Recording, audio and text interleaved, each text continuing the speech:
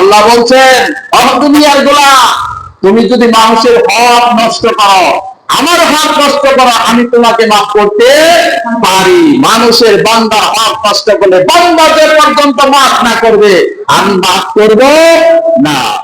এই যে বিদ্যুৎ খাতে কোটি কোটি টাকা লুটপাট, সারা বাংলাদেশের প্রত্যেকটা মানুষের বাড়িতে বিদ্যুৎ আছে, সেখান থেকে টাকা নিয়েছে একজন মন্ত্রী এমপির কি সম্ভব সারা দুনিয়ার সারা বাংলাদেশের প্রত্যেকটা বাড়িতে বাড়িতে যায় ক্ষমা চাওয়া কি সম্ভব? হ্যাঁ, বিদ্যুতের টাকা নেয় নাই?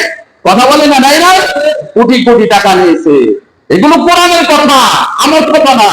আল্লাহ বলছেন, ওয়াল্লাযীনা কাফারু রাব্বানা আরিনা লাযাইয়া রাব্বানা মিনাল জিন্নি ওয়াল ইনসি নাজআলহুমা তাহতা আকদামিনা লিয়াকুনা মিনাল আসফালিন।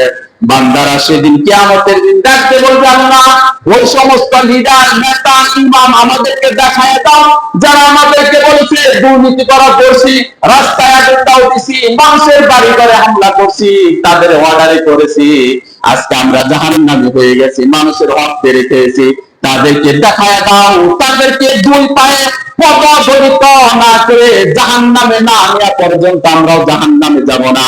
তাদেরকে দেখায় দাও, তাদেরকে দুই পায়ে পিষ্ট করে তাদেরকেও জাহান্নামে নিব, আমরাও জাহান্নামে যাব। নাউজুবিল্লাহ।